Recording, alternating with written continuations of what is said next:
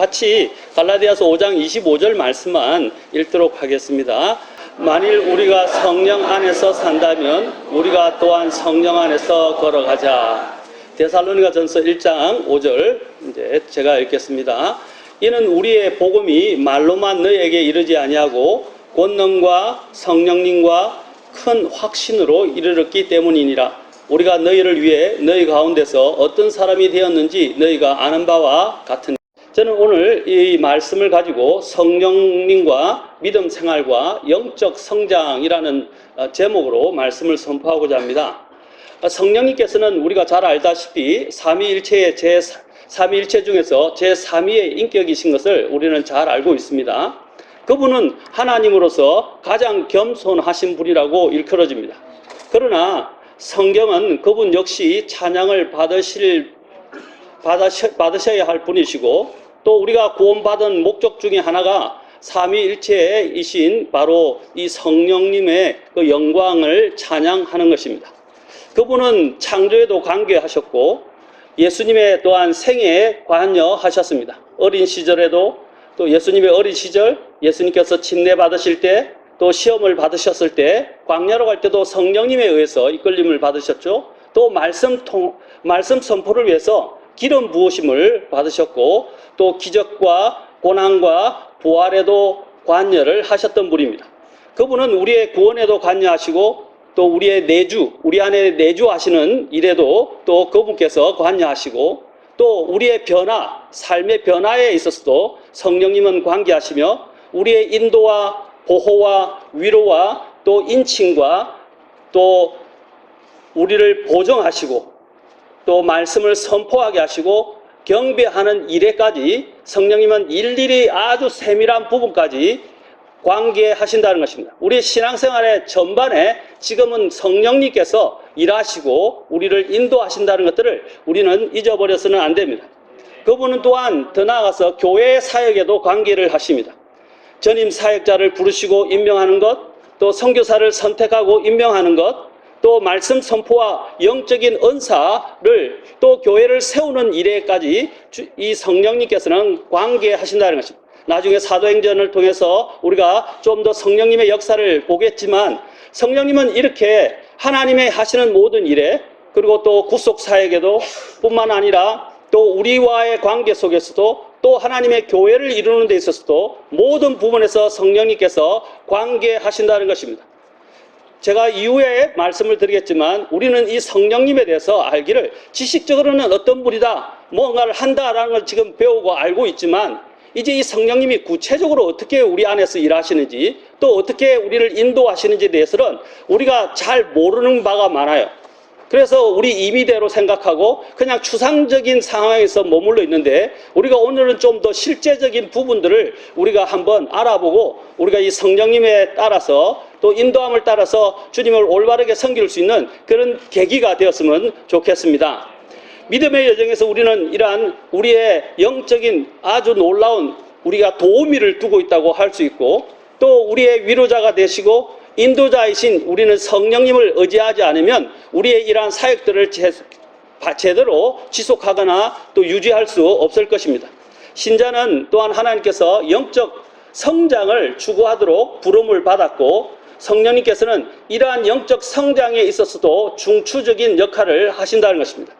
우리의 삶에서 이 성령님의 중요성과 임재가 어떻게 성경에 따라 우리가 영적으로 성숙할 수 있도록 힘을 주는지 한번 쭉 우리 성경을 또 살펴보면서 우리가 보았으면 좋겠습니다. 먼저 성령님께서는 우리가 어저께도 우리 임동수 목사님을 통해서 살펴보았듯이 성령님은 우리 안에 내주하시지 않습니까? 내주 이제 하셔서 우리에게 확신을 주시고 또 우리를 이끌어 가십니다. 두 번째는 또한 이 성령님께서는 우리 안에 내주하실 뿐 아니라 영원히 내주하시죠. 영원히 내주하실 뿐 아니라 또 우리에게 확신을 주시고 우리로 하여금 또한 회개하도록 이끌어 주신다는 것입니다. 그래서 이러한 회개와 관련해서 특별히 성령님이 하시는 사역을 요한복음 16장에서 요한복음 16장에서 예수님께서 성령님에 대해서 말씀하신 세 장이 있는데 요한복음에 14장, 15장, 16장에 걸쳐서 계속해서 성령을 강조하시면서 반복적으로 말씀을 하고 계십니다. 성령이 하시는 일, 그 중에서 또 성령이 하시는 대표적인 일이 어떤 것입니까? 요한복음 16장에 보시면 이렇게 되어 있습니다. 16장 6절 또부터 쭉 10절까지 우리가 보면 나오는데, 특히 8절에 보면 또 그분께서 오셔서 죄에 대하여, 의에 대하여, 심판에 대하여 세상을 책망하시리라. 죄에 대하여라 하면 그들이 나를 믿지 않기 때문이요, 또 의에 대하여라 하면 내가 아버지께로 가므로 너희가 더 이상 나를 보지 못하기 때문이요, 심판에 대하여라 함은 이 세상의 통치자가 심판을 받았기 때문이라 라고 말하고 있습니다.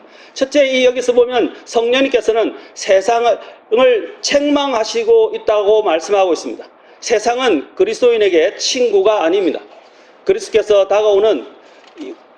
다가오는 신자들에 대한 핍박에 대해서 경고하셨는데, 마침내 그때가 이르렀을 때 그 신자들은 많은 사람들이 넘어지게 되고 또 휘청거리게 될 것이라고 말씀하고 있습니다. 이러한 부분들은 무엇 때문에 일어나는 것입니까? 성령님을 의지하지 않았기 때문에 일어나는 것입니다. 그리스도께서는 이제 이러한 불신앙의 세상 속에서 교회를 통해서 행할 성령님의 사역에 대해서 여기서 설명하고 계신 것입니다. 성령께서 세상에 오신 것이 세상을 위해서 오신 것이나 세상에 오신 것이 아니라 잃어버린 세상에 오셨다는 것을 우리는 명심해야 합니다. 성령님께서 이 세상에 오셨다는 것은 바로 그 사실이 뭘 말하냐면 이 세상에 대한 고소 고발을 한다는 것입니다. 성령님께서 지금 이 세상을 법정에 세우시는 거예요. 그리고 검사처럼 이 세상의 죄에 대해서, 의에 대해서, 또 심판에 대해서 주님께서 책망하시는 것입니다. 실제로 그리스도께서는 세상에 계셔서 왕으로 통치하셔야 합니다마는 이 세상이 그리스도를 십자가의 죽음에 넘겨주었고, 이제 성령님께서, 예수님께서 십자가에 죽으시고 자신의 모든 사역을 완성하시고 성취하시고 난 다음에 이제 남아있는 이 세상에는 예수님께서 이 성령님을 약속하셨고, 이 성령님이 그 약속대로 우리에게 오셔서 우리와 함께 하시며 우리가 생각하지 못하는 놀라운 권능을 가지고 우리를 인도하시고자 하신다는 것입니다. 그래서 우리는 이 세상을 바라볼 때, 우리가 이 세상을 살아가면 우리는 성령님에 의해서 사용받을 수가 없어요. 이 세상은 우리의 원수라고 성경은 말합니다. 물론 세상이라는 말은 성경에서 세 가지 의미로 쓰인다는 것을 저와 여러분들이 잘 알고 있죠. 하나는 세상 사람들을 의미하고, 또 하나는 이 세상 제도를 의미하고, 또 하나는 이 세상은 무엇을 말하는 것입니까? 이 세상 제도뿐만 아니라 이 세상에 또 온 우주 만물, 이 세상 우주 만물을 이야기하는 것입니다. 여기서 말하는 또한 세상은 뭐냐면 바로 사탄이 관장하고 통치하는 세상을 이야기하는데, 고린도전서 7장 31절에서는 이 세상을 이용하는 자들은 그것을 남용하지 않는 자들 같이 하라. 어떻게 하라고 말하고 있죠? 남용하다 말은 이것은 지나치게 사용한다는 것도 있고 잘못 사용한다는 것도 있다, 잘못 사용할 수도 있다는 것입니다. 그래서 지나치게 사용한다든지 또 잘못 사용한 오용할 수도 있다는 것입니다. 그래서 우리는 이 세상을 지나치게 사용한다든지 이것을 오용해서는 안 된다는 것입니다. 왜 그러냐? 이 세상의 외형은 사라지기 때문이라 라고 7장 31절 하반절에서 말하고 있습니다. 이 세상의 외형은 어떻게 된다고요? 사라진다. 이 외형이란 말이 우리가 다른 말로 하면 패션이라고 이야기하는 거예요. 외형이라고 하지만 그 겉모습, 그런 겉에 있는 이런 모습들은 어떻게 한다고요? 사라지게 된다라고 말씀하십니다. 사라지니까 이 사라질 것들을 우리가 붙잡고 있다는 것은 어리석은 것이라는 것입니다. 그래서 이 세상을 남용하지 말라고 말씀하십니다. 또한 이 세상은 하나님을 대적하는 것으로서 또 이 세상은 뭐라고 했습니까? 하나님과 원수되는 것이다 하고 말씀하십니다. 그래서 야고보서에서 4장 4절에서 너희 가늠하는 남자들과 가늠하는 여자들아, 세상의 친구가 되는 것이 하나님의 원수가 되는 것임을 너희가 알지 못하느냐? 그러므로 누구든지 세상의 친구가 되고자 하는 자는 하나님의 원수가 된다라고 말씀하고 있습니다. 그래서 우리는 이 세상과 너무 친하게 되면 안 돼요.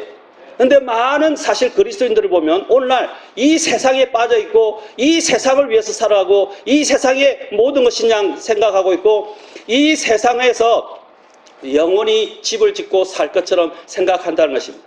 그것이 롯의 착각이었어요. 여러분, 우리는 이 세상을 두고 가야 됩니다.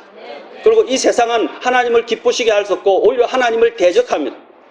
그런데 성령님께서는 우리로 하여금 이 사실을 깨닫게 해주시는데, 많은 사람들이 이 하나님께서, 성령님께서 깨닫게 하시는 이 사실들 인지하지 못하고 세상에 젖어 들어가고 세상과 함께 거닐며 살아가고 있다는 것입니다.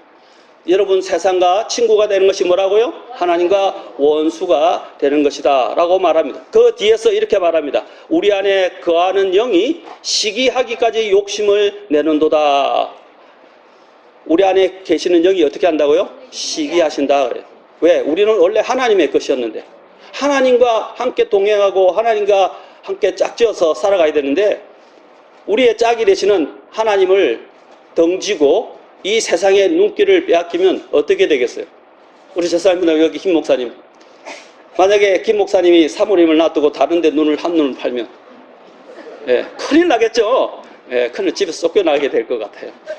마찬가지입니다. 우리가 정언자라고 말하는 우리 예수 그리스도에게서 우리가 눈을 다른 곳으로 돌리면 우리 안에 계신 성령님께서 시기할 수밖에 없다는 것입니다. 그리고 그 시기한다는 말은 뭡니까? 정당한 자신의 권리를 빼앗긴 것과 같기 때문에 분노하실 수밖에 없고 슬퍼하실 수밖에 없다는 것입니다. 그래서 세상에 있는 것들을 사랑하지 말라고 말하는 것입니다. 왜 제가 지금 세상에서 이야기하는 것입니까? 이 세상이 바로 이 성령님을 통해서 우리 안에서 일하시고자 하는 그 모든 일을 자꾸 방해하고 또 우리로 하여금 못하게 만들고 우리의 믿음을 약화시키기 때문입니다. 여러분, 우리가 이 목사님께서 성령님은 위로자, 함께 하시는 분, 또 진리의 영으로서 진리신 예수님과 진리인 그분의 말씀을 가르치고 우리를 인도하시며 우리를 인치시고 보정이 되신다고 어제 설교하는 것을 잘 들으셨죠? 여기서 우리는 이제 성령님께서 세상에 대해서 이 삼중적인 책망하는 것을 잘 들어야 합니다.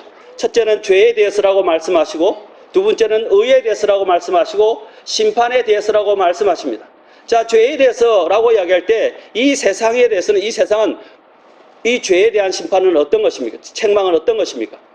바로 불신의 죄라는 것입니다. 불신. 여기서 주님이 말씀하셨어요. 죄에 대하여라면 그들이 나를 믿지 않기 때문에요. 이 세상에서 가장 큰 죄가 어떤 죄입니까? 예수님을 믿지 않은 것입니다. 예수님을 믿지 않았기 때문에 주님께서 오늘 여기서 이야기하시는 것입니다. 바로 그 자리를 예수님이 이제 떠나시고 난 다음에 그 자리를 대신해서 우리와 함께 하셔서 바로 이 죄에 대해서, 예수님을 믿지 않는 죄에서 주님께서 지금 이 성령님께서 우리에게 책망하시고 경고하신다는 것입니다. 성령님이 바로 이 죄에 대해서 깨닫게 하시고 예수 그리스도를 믿게 하시는 이 사역을 하시는 것입니다.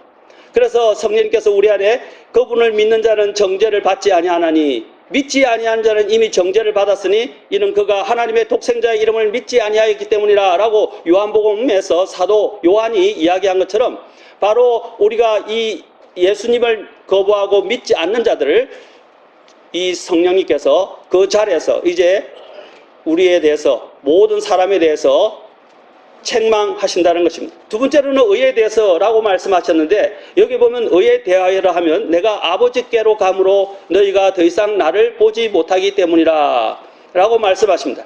여기서도 계속 이 예수님이 하시는 그 자리를 성령님께서 이어받으셔서 이 일을 하고 계시다고 우리에게 말씀을 하고 있습니다. 세상에 대한 이 성령의 책망에 대해서 들어보십시오. 성령님께서 세상에 계신다는 것은 이제 아버지께로 돌아가신 그리스도의 의로우심에 대해서 그분께서 증거하시면서 책망하신다는 것입니다.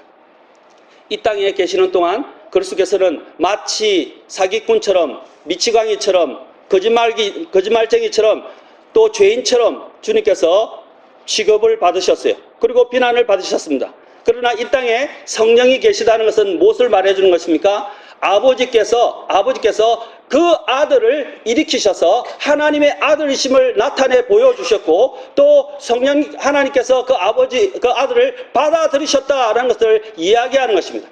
그것을 성령님이 바로 증거하시고 또 이 세상에 대해서 이 부분에서 책망하고 계시다는 것을 우리는 알아야 할 것입니다. 세 번째, 심판에 대해서라고 말씀을 하십니다. 여기서 심판에 대해서 이야기하실 때 이 세상의 통치자가 심판을 받았기 때문이라 라고 말씀하시는데 사도행전 24장 25절을 보면 장차 오는 심판과 또 혼동하지 말아야 됩니다. 여기서 그리스도께서는 미래의 심판이 아니라 십자가에서 일어난 과거의 심판을 말씀하시는 것입니다. 예수님께서는 12장 31절 32절에서 사탄과 이 세상을 심판하실 것에 대해서 말씀을 하셨는데 이제 이 세상에 성령님이 계시는 이유는 무엇이냐? 이제 이유는 바로 사탄이 심판을 받았고 패배했다라고 증언하시는 것입니다. 그리고 책망하시는 것입니다. 이제 이 세상 사탄을 따르는 이 세상은 끝났고 왜 끝나느냐? 사탄이 이미 패배한 적이기 때문이다 라고 성령님께서 강하게 지금 질책하시면서 증언하고 계시다는 것입니다. 또한 성령님은 그뿐 아니라 우리의 내적인 회개를 위해서 일하시지만 또 우리의 영적인 변화를 위해서도 계속 일하십니다. 성령님께서는 또 우리에게 성경을 알 수 있도록 조명을 해주시는 분이십니다. 그리고 더 나아가서 성령님께서는 이제 우리의 순종을 위한 권능을 허락해 주시는 것입니다. 오늘 이 부분에 조금 더 초점을 맞출 것인데 여기에 보면 사도행전 1장 8절을 우리가 잘 알고 있죠. 사도행전 1장 8절을 보면 예수님께서 성천하시면서 제자들에게 말씀하시고 분부하신 것이 있습니다. 무엇이었습니까? 아버지께서 약속하신 그분을 기다려야 한다라고 말씀하셨어요. 그분이 누구입니까? 성령님이라는 것입니다. 성령님의 권능이 없이는 우리는 어떠한 일도 할 수가 없습니다. 우리가 어떤 일을 하기 전에 반드시 성령님의 성령님을 받아야 하고 또 성령님 안에서 충만해서 성령님의 권능을 가지고 일을 해야 합니다. 성령님의 권능 없이 일하는 것은 무엇입니까? 내 육신으로 일하는 것밖에 안 돼요. 육신으로 일하는 것입니다. 갈라디아에서 사도 바울이 뭐라고 그랬습니까? 너희가 성령으로 시작했다가 육체로 끝마치겠느냐라고 말했습니다. 성령으로 시작했다가 육체로 마치는 사람들이 많아요. 오늘날 우리가 신앙생활 할 때 이 자신의 육신의 힘으로, 육신의 지혜로, 또 육신의 능력으로, 육신의 경험을 가지고 일하는 사람들이 많이 있습니다. 주님께서는 반드시 우리가 하나님의 일을 할 때에 성령님을 힘입어서 성령님의 권능으로 일해야 된다고 말씀하고 있습니다. 그래서 이 하나님 앞에 우리가 순종할 수 있는 이 능력은 내 힘으로 되는 것이 아니에요. 물론 내 의지도 포함되지만 내 안에 성령님의 이끌림을 받지 않는다면 우리 안에서는 육신의 일들만이 아주 그냥 난무하게 될 것이고 이제 하나님을 섬기는 데 있어서도 오래 가지 못하고 지속적이지 못하게 될 것입니다. 성령님이 계실 때만이 내 안에서 역사하실 때만이 우리가 그 일을 하는데 힘들지 않게 일할 수가 있어요. 그런데 내가 하려고 하니까 모든 일이 힘들어지는 거예요. 성령님께서는 의사결정하는 데 있어서도 마찬가지입니다.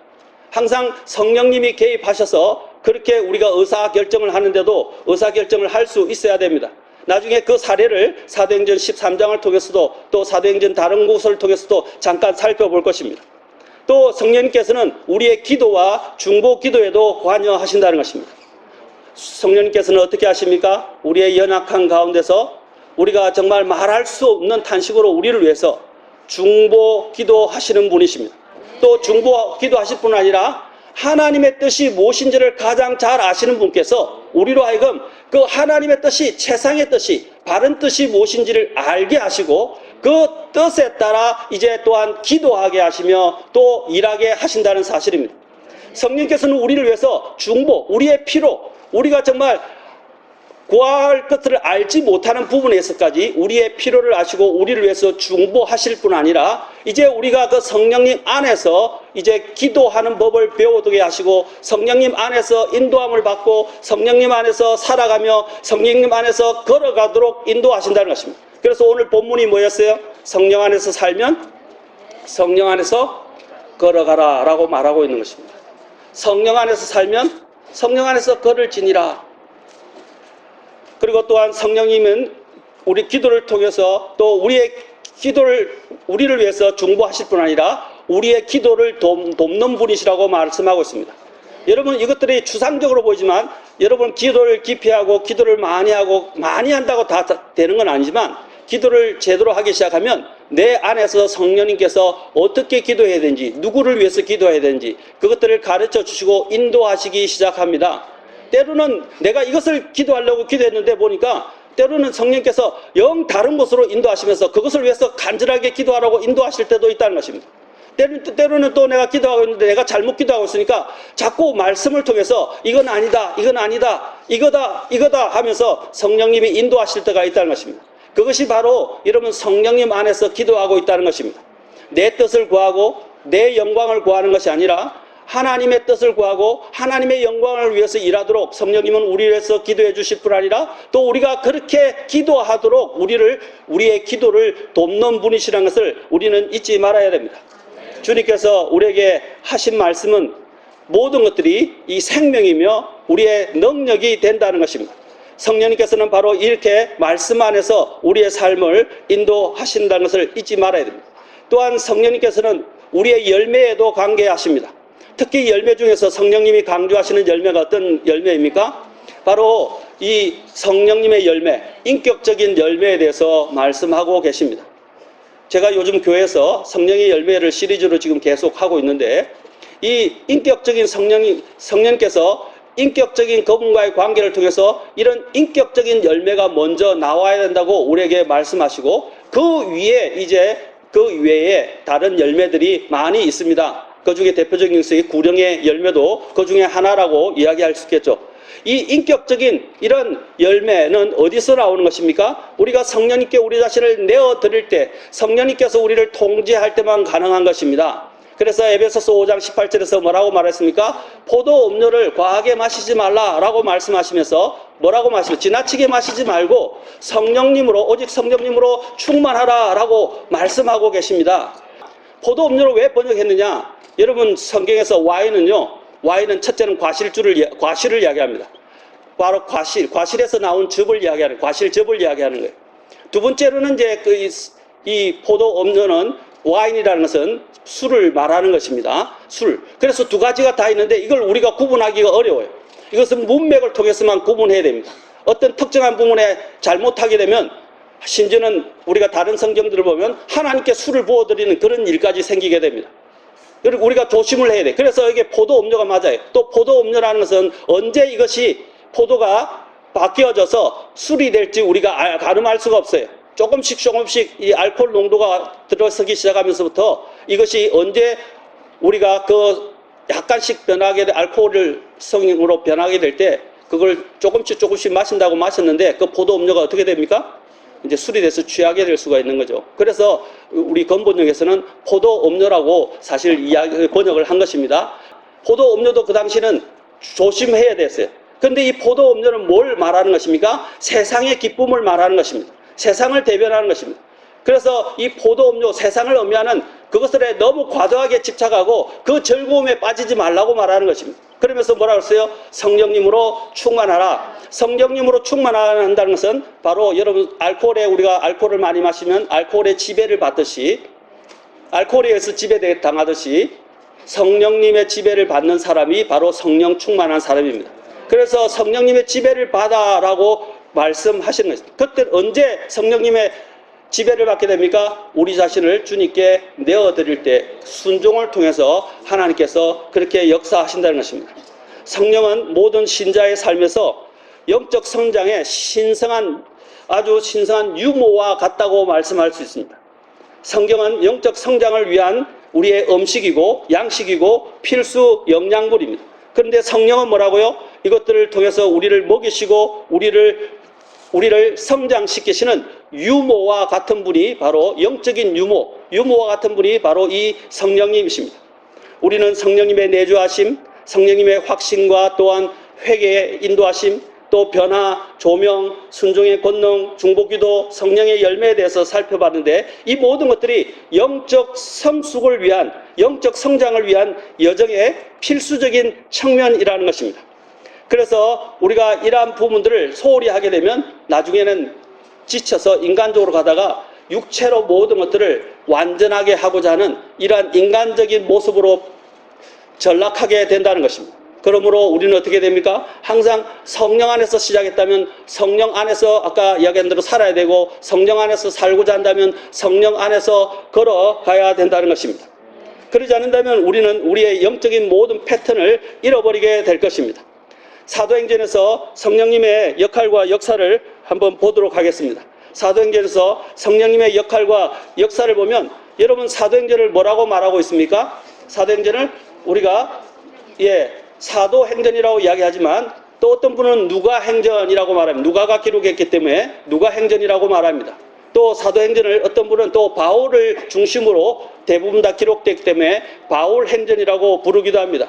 또 어떤 분은 이 안에서 말씀의 흥황과 역사가 있기 때문에 복음을 선포하고 말씀을 선포해서 사람들이 변화되고 구원받고 또 교회가 더 성황하는 것을 통해서 말씀행전이다 라고 이야기하고 또 복음행전이다 라고 이야기하기도 합니다. 그러나 오늘 내용의 핵심은 무엇입니까? 바로 이 사도행전은 성령님의 역사와 더불어 시작돼서 성령님의 이끌림을 받은 사람들이 하나님의 일들을 또 하나님을 섬기는 일들, 복음의 일들, 선교의 일들을 감당해내고 있는 부분들을 여기서 제시하면서 우리에게 보여주고 있다는 것입니다. 성령님이 없이는 바로 복음의 사역과 선교 사역들이 다 무익한 것임을 이야기하고 있는 것입니다. 그것이 사도행전이 말씀하는 거예요. 그래서 우리가 성령님에 의해서 지배를 받고 성령님으로 충만해서 하나님의 일을 하는 것이 얼마나 중요한가를 여기서 말하고 있습니다. 우리의 사역에서 성령님을 빼놓고는 아무 사역을 우리가 논해서는 안 된다는 것입니다. 여러분은 정말 성령 충만하십니까? 지금 여러분들이 섬기고 있는 모든 것들이 성령에 의해서 이끌림을 받아서 하고 있는 것입니까? 아니면 내 육신의 힘에 의해서 내 육신의 또 능력을 가지고 내 육신이 받은 달란트를 가지고 그렇게 하고 있습니까? 아니면 내 육신을 어필하려고 이 일을 하고 있습니까? 앞에 나와서 아까 찬양들 많이 하셨죠? 또 저기서 피아노 반주도 하셨죠? 또 여러모로 다른 일을 섬기고 있죠? 육신의 힘으로 하는 것입니까? 성령님에 의해서 하는 것입니까? 우리 안에 동기를 살펴보면 그것이 육신에 의해서 나온 것인지 정말 성령님 하나님에 의해서 하는 것인지 우리가 알 수 있어요. 우리는 알 수 있어요. 그런데 우리가 그것을 너무 많이 무시하고 또 그것을 듣지 않으려 한다는 것입니다. 우리 속에서 성령께서는 내가 하고 있는 것이 나를 의지해서 하는 것인지 아니면 정말 내 육체를 의지해서 하는 것인지 알고 우리에게 말씀하시는 분이세요. 여러분 성령이 사도행전에서 보면 주님께서 뭐라고 했어요?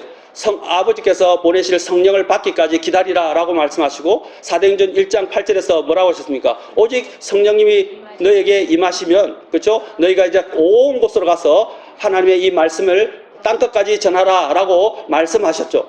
바로 이 성령님의 권능을 가지지 않으면 사역을 할 수 없었기 때문에 예수님께서 그것을 누가복음 마지막에서 약속하셨고 그 다음에 사도행전에서 또 약속하시면서 그것이 바로 이 성령의 임하심으로부터 모든 것이 시작된다는 것입니다. 그래서 오순절이 되기까지 기다렸던 것입니다. 그래서 오순절날 성령께서 임하시고 그 성령에 의해서 이제 사도들이 본격적으로 복음을 선포하면서 하나님의 일들을 하기 시작했다는 것입니다.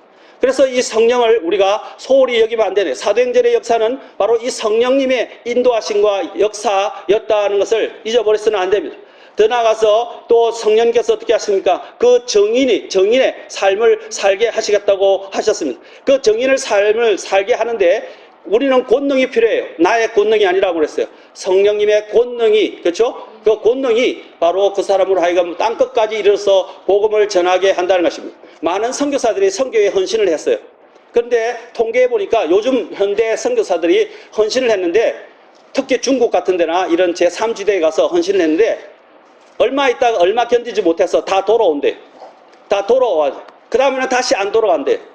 선교를 포기해 버리는 것입니다. 왜 그런지 아십니까? 두 가지 문제가 있는 것입니다. 바로 하나님 성령님의 인도하심을 받지 못했기 때문입니다.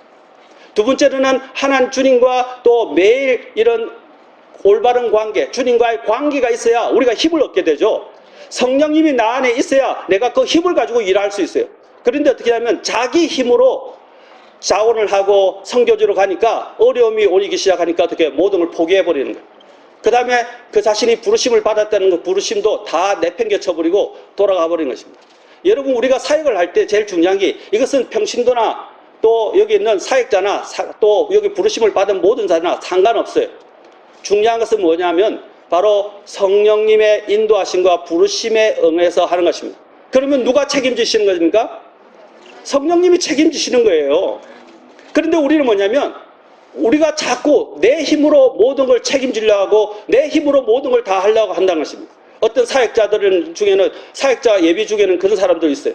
내가 돈을 많이 벌어서 사업을 잘 해가지고 돈이 이렇게 많으면 그때 이제 내가 노후도 다 준비되고 연금도 다 준비가 되었으니까 이제 사역을 하겠다, 이렇게 하는 사람들이 있어요.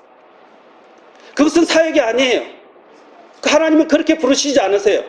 하나님이 전임 사역자로 부른 것은 전적으로 나를 의지하고 나를 믿고 나를 신뢰하고 나를 따르고 그러면 내가 공급하고 너를 인도하겠다고 하는 것이 전임 사역이에요. 근데 전임 사역하는 사람들 중에 이런 하나님을 전적으로 의지하고 사는 것 대신에 자기의 힘, 자기가 생각했던 어떤 기준, 계산, 이런 계산의 논리를 가지고 사역에 임하는 사람들이 있어요. 그것은 하나님이 기뻐하시는 방법이 아니에요. 하나님이 사람을 부르신다면 그 사람을 인도하실 수 있고 공급하실 수 있고 책임지실 수 있다는 것을 기억하셔야 됩니다. 죽는 날에 있어서도 주님은 그 사람의 숭배하는 그 순간까지도 그 사람을 책임지신다는 거예요. 이것이 바로 하나님을 의지하는 것입니다. 그런데 오늘날 많은 보면 정말 안타까운 게 뭐냐면 이 하나님의 사역 예비 후보자들이 너무나도 이 세상의 어떤 물질적인 것이나 이 세상의 어떤 의지할 것들을 찾고 있고 그 안에서 사역을 하려고자 한다는 것입니다. 그렇게 된다면 사역이 이루어질 수 없어요. 이제 사도행전에 보면 정인의 사역을 정인과 사역을 위한 권능을 부여하십니다. 더 나아가서 영혼의 확신과 회심을 할 수 있도록 인도하시고 또한 시험 중에 성령께서 위로하시는 것을 우리는 또한 사도행전 16장을 통해서도 알 수 있습니다. 제가 이제 한 가지만 더 많이 있지만 그냥 요거만 하고 마치도록 하겠습니다. 또 우리 집 사람이 빨리 마친다는 소리 하지 말라고 그래놓고 뭐 15분 20분 더 하면 무슨 소용이 있냐고 항상 저를 채찍질해요. 집사람 말을 잘 들어야 돼요. 여러분 사도행전은 누가 기록했나요? 누가가 기록했죠? 누가 기록했냐 하면요, 누가가 기록했어요. 그 누가가 또 누가복음도 기록했죠? 누가복음은 1차적으로는 누구에게 쓴 복음서인가요? 1차적으로는 데오빌로에게 썼죠. 그런데 사도행전은 누구에게 또 쓴 역사 기록인가요? 누구에 대해서?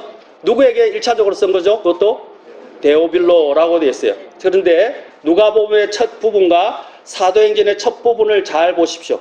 그러면 여러분들이 뭔가 차이점을 보게 됩니다. 둘 다 데오빌로에게 썼는데 누가복음은 뭐라고 되냐면 데오빌로 가카라고 이야기되어 있어요. 그런데 사도행전은 뭐라고 되어 있어요?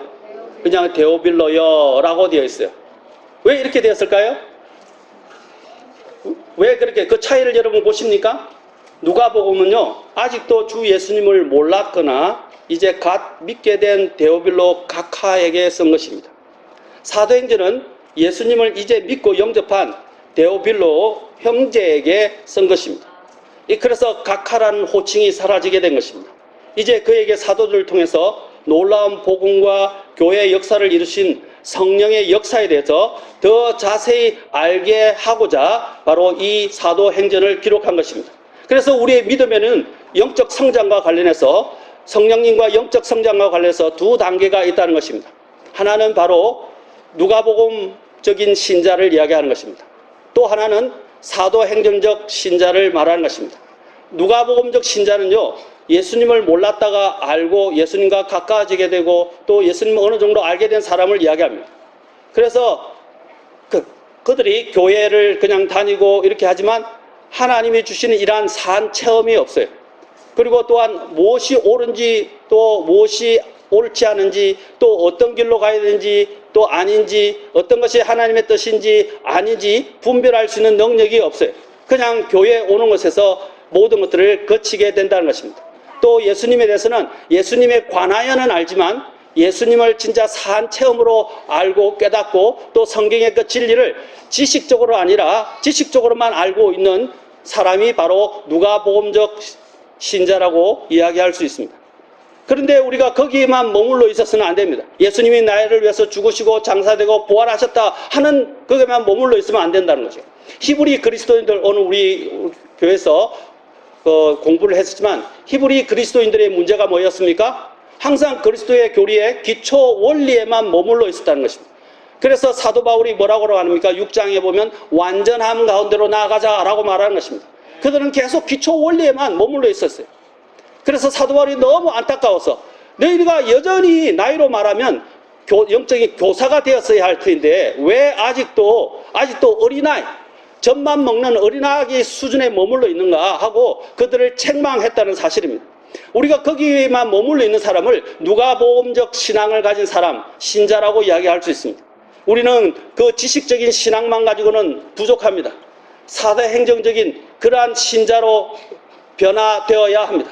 사도행정적 신앙, 신자라는 것은 뭐냐면 누가복음에서 예수님을 만나 알게 된 후에 사도행전에서 성령님을 더 깊이 있게 이제 알고 그 성령님의 인도하심을 따라서 하나님의 사역에 적극적으로 참여하고 그분을 하나님의 뜻에 따라 섬기는 사람을 말하는 것입니다. 다시 말해서 자기 자신을 성령님께 온전히 내어드려서 성령님께서 그 사람을 통해서 역사하시고 모든 하나님의 역사를 끌어가시는 사람, 그 사람이 뭐냐면 바로 사도행정적 신자라고 이야기할 수 있는 것입니다. 그래서 주님께서 누가복음에서는 뭐라고 말씀하셨습니까? 너희들에게 계속 기다리라 라고 말씀하셨어요. 누가복음 24장에 보면 이런 말씀이 24장 44절에 이제 곧 마치겠습니다. 내가 전에 너희와 함께 있을 동안에 너희에게 말한 바 곧 모세의 율법과 여보 빨리 마칠게요. 예언자들의 글과 시편에서 나에 대하여 기록된 모든 것들이 반드시 성취되어야 하리라 한 말이 이것들이라 하시더라 라고 말씀하시고, 그러면서 그 뒤에 예수님께서 죽음과 부활과 성천, 십자가 사건 전체가 이미 오래전부터 모세 때로부터 선지자들을 통해서 시편을 통해서 예언되어 있었다는 것을 가르쳐 주셨습니다. 그리고 그것이 이루어진다고 말씀하셨습니다. 그러면서 주님께서 그들의 지각을 여셔서 성경 기록들을 깨닫게 해주셨고, 그 다음에 예루살렘에서부터 모든 민족들 가운데 회개와 제들의 사면이 그의 이름으로 선포되어야 하리라 라고 하셨어요. 그렇게 예수님이 설명해 주니까 그때서야 그들이 이제 깨닫기 시작한 것입니다. 근데 깨달았는데 이제 이 깨달은 것만 가지고 되는 것이 아니에요. 어떻게 해야 된다고 말씀하셨어요? 너희는 일들의 증인이 될 것인데, 이 증인이 되기 위해서 뭐라고 하셨습니까? 바로 누가복음 24장 49절에 보면 보라 내 아버지의 약속하신 것을 너희에게 보내리라 라고 하셨어요. 그 약속하신 것이 뭐죠? 성령님. 거기서 바로 사도행전으로 이어지는 거예요. 사도행전 1장 8절에서 성령님의 권능을 받아서 일해야 된다고 말씀하시지 않았습니까? 그래서 높은 곳으로부터는 권능을 입을 때까지 예루살렘 시에서 머물라라고 말씀하신 것입니다. 사랑하는 성도 여러분, 우리는 성령의 도우심과 인도하심을 통하지 않고서는 하나님의 사역을 할 수가 없습니다. 그 사역은 아까 나의 사역이 되어버린 거예요. 그러면 하나님을 영광스럽게 할 수도 없고 하나님과는 아무런 관계가 없어요. 육체는 하나님을 기쁘시게 할 수 없기 때문입니다. 그래서 우리는 성령님의 인도하심을 받아야 되고 성령님께 우리 자신을 전적으로 내어드리고 그 성령님께서 내 삶을 이끌어드리도록 내어드려야 됩니다. 그러려면 어떻게 해야 됩니까? 이제 성령님이 우리를 이끌어 가시는 방식은 간단하게 말씀드리겠습니다. 성령님이 우리를 인도하시는 방식은 첫째, 성령님께서는 우리의 양심을 통해서 말씀하십니다. 성경을 알지 못하는 사람들, 그런 사람들에게 진림을 주고 양심을 통해서 가르쳐 주십니다. 두 번째, 성령님은 무엇을 통해서 우리에게 가르쳐 주십니까? 또한 우리 안에 있는 하나님의 말씀을 통해서 우리를 인도하십니다. 하나님의 말씀을 통해서 인도하신다는 것입니다. 그래서 사도행전에 다 나와 있어요. 성령님은 진리의 성령이기 때문에 진리에 반하는 일을 하지 않습니다. 여러분들이 성령님의 것인지 아닌지를 알려면 어떻게 해야 됩니까? 성경을 보라는 것입니다. 그 성경을 또 보기 위해서는 성령님의 조명이 필요합니다. 그러면 기도하게 되죠. 그러면 성령님께서 어떤 것이 진리인지 가르쳐 주시죠. 그러면 그 진리에 따라 성령님을 섬길 수 있게 되는 것입니다. 세 번째로 성령님께서는 어떻게 인도하시느냐? 여러분의 환경을 통해서 인도하십니다. 사도 바울이 아시아로 가고자 했을 때, 사도 바울이 유럽으로 가고자 했을 때 다 막았죠. 아시아로 가고자 할 때 그 길을 막으셨어요. 그래서 주님께서 어디로 인도하셨어요? 결국 그를 마케도니아로 가도록 인도하셨습니다. 그리고 마케도니아에 있는 사람들의 환상을 보여주셨어요. 이것을 뭘 말하는 것입니까? 성령께서 그 사도 바울이 가고자 하는 그것을 막으셨다고 말씀하고 있습니다. 그리고 그에게 환상을 주셔서 마케도니아로 가서 거기서 복음을 전하고 교회를 세우게 하셨는데 그 교회가 어떤 교회입니까? 빌립보 교회입니다. 우리가 잘 알고 있습니다. 그래서 환경을 통해서 성령님께서 또 인도하시는 것을 보게 됩니다. 또 성령님께서는 우리 안에 내적인 평안을 통해서 우리를 인도하십니다. 내적인 평안을 주신다는 거예요. 거짓 평안이 아니라 하나님의 말씀의 확정에 대한 평안을 통해서 우리의 삶을 인도하십니다. 이런 걸 통해서 성령님이 우리를 어떻게 인도하시는지 알 수 있습니다. 가장 중요한 우리가 인도하심을 받는 것의 표지는 뭐냐? 성령님이 말씀과 항상 일치하신다는 것. 그것을 잊어버려서는 안 됩니다. 여러분들이 이것이 하나님이 인도하신 것 같은데 하나님의 뜻인 것 같은데 함부로 말하면 안 돼요. 그것이 하나님의 뜻인지 아닌지를 어떻게 확정해야 됩니까? 아까 이야기한 말씀은 대로 제일 먼저 성경이 그렇게 말씀하시는지, 성령님께서 성경을 통해서 나에게 말씀하시는지, 그것을 우리는 확인해야 합니다. 그런 검증 작업을 거치지 않는다면 우리는 그것이 하나님의 뜻인지 우리가 알 수 없고 성령님의 뜻인지 알 수 없다는 것입니다. 그 검증 작업을 꼭 하십시오. 그 다음에 아까 말씀드린 대로 주변의 환경을 통해서나 내적인 확신을 통해서, 때로는 양심을 통해서 성령님께서 인도하신다는 것입니다. 그래서 성령 충만은 무엇이냐? 하나님의 말씀으로 충만하는 것이다 라는 것을, 여러분이 이제 숙제를 드리겠습니다. 에베소서 5장 18절부터 17절부터 주의 뜻에 대해서 이야기하시면서 22절까지 쭉 보십시오. 그리고 그 뒤에 또 골로새서 3장 16절부터 또 21절 22절까지 보십시오.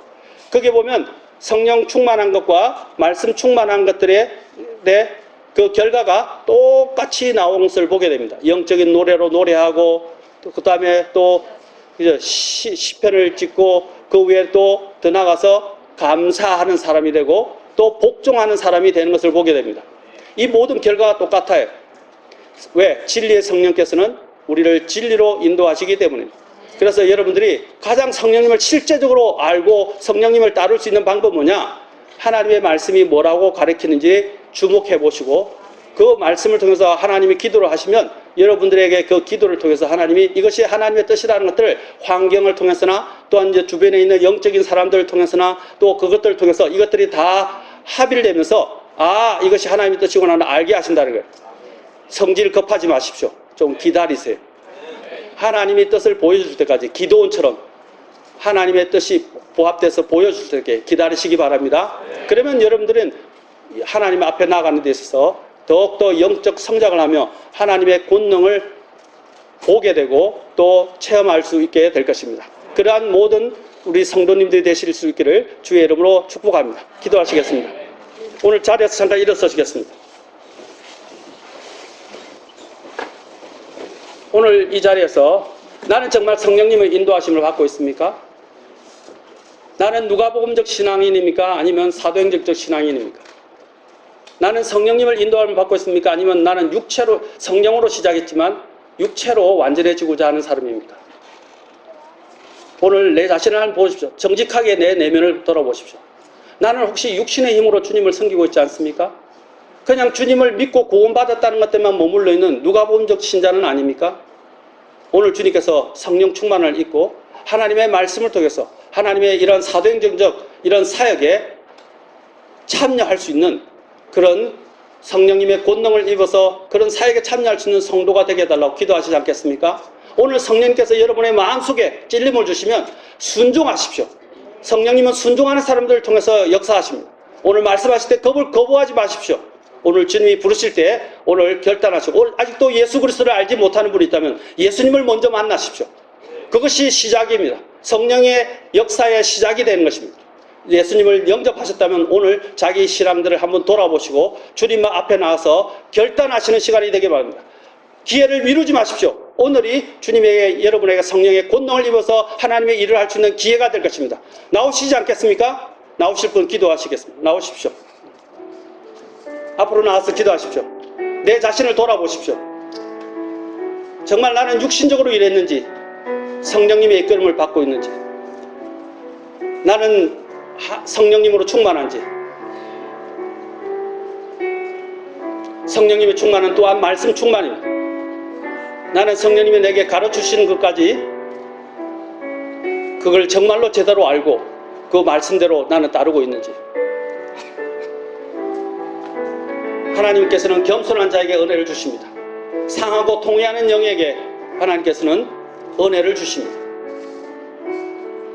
주님이 부르시고 말씀하실 때 거부하지 마십시오. 순종하십시오. 오늘 주님께서는 사람을 찾고 있습니다. 그분 안에서 그분의 권능을 힘입어서 일할 사람을 찾고 있습니다.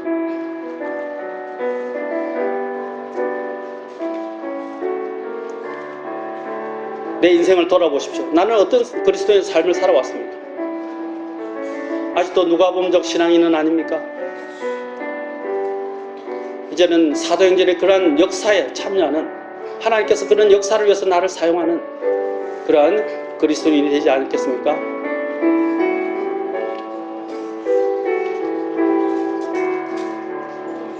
아직도 주저하지 마십시오. 성령님이 말씀하시는 것을 거부하지 마십시오. 내게 말씀하실 때 우리 자신을 내어주시고 순종하십시오.